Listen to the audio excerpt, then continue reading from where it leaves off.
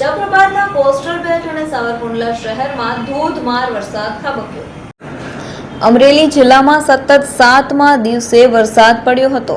જાફરાબાદના coastal belt અને સાવરકુંડલા શહેરમાં ધોધમાર વરસાદ ખાબક્યો હતો. જાફરાબાદ કોસ્ટલ બેલ્ટના ગામડાઓમાં વાતાવરણ પલટાયું હતું. જાફરાબાદના હેમાળ, ટીંબી સહિતના ગામોમાં ધોધમાર વરસાદ ખાબક્યો હતો. જાફરાબાદના કોસ્ટલ બેલ્ટમાં મેઘો મન મૂકીને વરસ્યો હતો.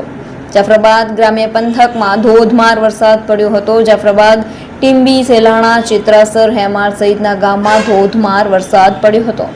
ધોધમાર વરસાદથી રોડ, ટીંબીના રસ્તાઓ પાણી થયા હતા. ટીંબીના શેરીઓમાં પાણી ભરાયા હતા. ભારે વરસાદથી ખેતરો પાણીમાં તરબતર થયા હતા. સારા વરસાદથી ધરતીપુત્રો ગેલમાં આવી ગયા હતા.